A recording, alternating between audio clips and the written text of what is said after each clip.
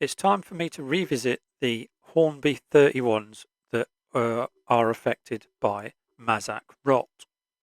Even though the original video was one of my most successful, it did have its faults, and I had to take it down for a couple of reasons. The first being I was threatened with copyright strikes for the music that I included, even though I grabbed that music off of a website that said free to use on YouTube and other platforms. The other reasons were for the music being way too loud, something that I didn't realise at the time, and my methods and skills have improved dramatically since I produced that video. So what is Mazak Rot, or Zinc Pest as it's otherwise known? It is impurities in the alloys used in the casting process of die-cast models. Model railways are not the only victim. Pretty much all die-cast models that have ever been produced have been affected in some way. The first two batches of the super detailed Class 31s produced in China by Hornby were the latest ones to be affected. I think there was some steam engines and another diesel that were affected, but we're specifically dealing with the 31 in this video. I think when the problem first became known, Hornby were doing chassis swaps or loco swaps at the time, but you weren't guaranteed to get the same body back as what you gave them. Although slightly annoying, it never really bothered me. I found myself giving broken and unloved models a refuge, quite like my friend Brian and his love of GOF Class 40s. I think the Akira scale Class 31s are going to be coming online very soon as well, which will probably mean there's an influx of these on eBay again and in second-hand shops where I might be able to pick a few more up for cheap.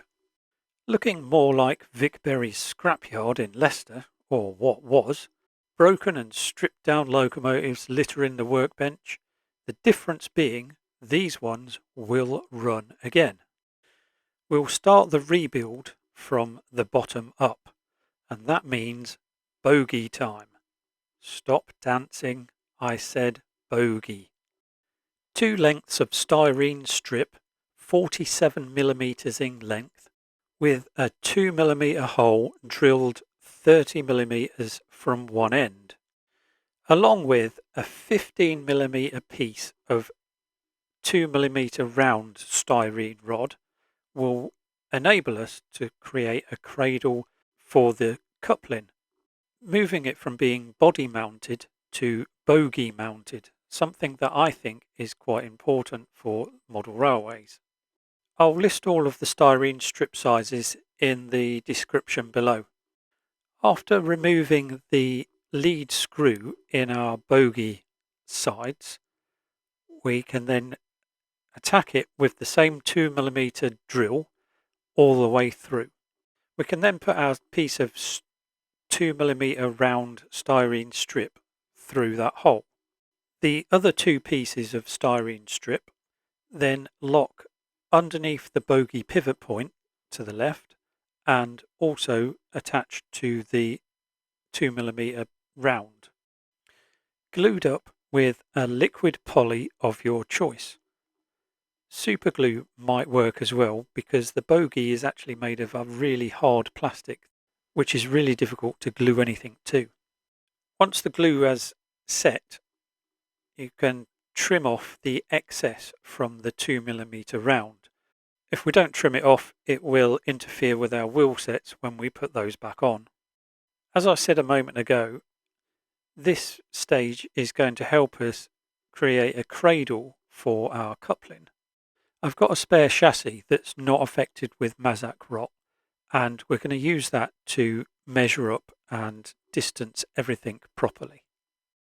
Theory says that couplings attached to the body on model railway locos and coaches should be swiveled side to side by the actions of the bogie when it goes around a corner.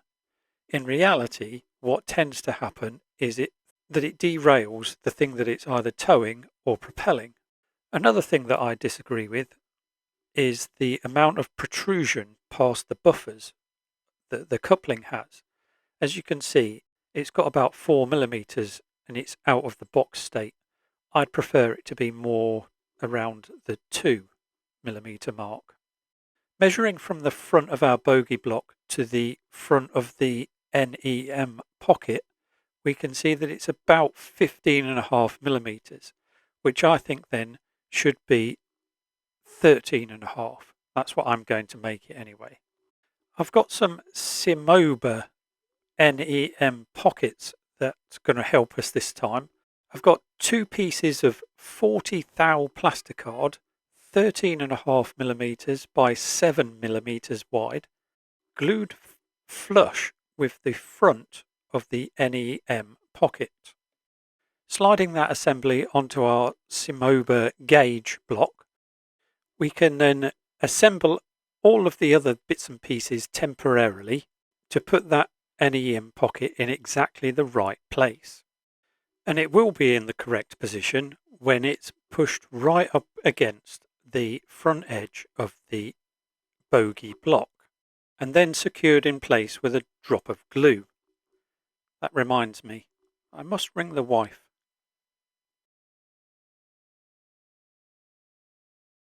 Slotting a coupling into the pocket and offering up the bogie that we've just doctored to the good chassis, I can measure the overhang of the buffers and the coupling, which is about 2 mm, just where I think it should be. Before moving on to final assembly, we'll cover all of our white plastic in some black paint. Then moving on to our wheel sets, we'll switch to enamels using our famous not black Revel number 9 and a brown. In my opinion, there's nothing worse than a nicely finished model with really horrifically shiny wheels. That's why I paint them, to dull it all down, keep it all the same. I stripped all the paint off the bogie sides back down to bare plastic as best I could. Most of the rest came off with a light scrub with a toothbrush in some warm soapy water. I gave them a coat of not black through the airbrush just so that they all look the same, ready for the weathering process later. The top 2 sets we see here are in NATO black and the bottom one is in flat black, just so you can see the difference. It's not very apparent in the light that we have, but there is a slight difference. And now that the paint on the wheel sets have dried, we can put these bogies back together. The pieces that we've got are the bogie body that we've attached our NEM coupling to, 3 wheel sets, 2 large, 1 small, a left and a right hand bogie side frame, and a base plate. The gears on the wheels are offset to one side, so it's entirely possible to get them the wrong way round in the body so that they don't engage the gear train that's in the body. So don't do that, get them the right way round. And that goes for the wheel sets on themselves as well. The 2 on the outside, each end should be the larger wheel set and the middle wheel set should be the smaller one. So on the model is unlike the real thing because all wheels drive on the model, whereas only the outside ones drive on the real thing. And it's all a bit fingers and thumbs for the next part, trying to get the bogie sides on. First one side with all the wheels dropped into their respective bearing cups, then the other side. And the way it all clips together is the side frames have a protrusion on them with a notch in it, as you can see, and then the base plate spines slip into that notch, and that's all that holds it together. So the way that I found easiest to put them together is to hold the bogie in a finger and thumb and then put the base plate on while squeezing the ends together, and then just clip down with your fingers on the base plate. To finish off this segment, we'll attach some wires to the Bogie side frames, acting as pickups. They need to be about 100 millimeters, 10 centimeters. That's all. Any excess we can trim off after we reunite the bogies back to the body. That'll be in part 3. We should have done it a lot earlier, but with the wires attached, we can test to see how freely the bogie runs. Just by pulling and pushing the wire, if it runs freely, it's good to go. I'd like to say that in the next video, we'll have a look at the chassis block as itself and have a look at some of the destruction that Mazak Rot can take. But in my chaotic nature of having multiple projects ongoing at the same time, it's difficult to know what video is coming out next. Whatever it is, I hope you'll join me for the journey. Until the next time, thanks for watching. See you very soon.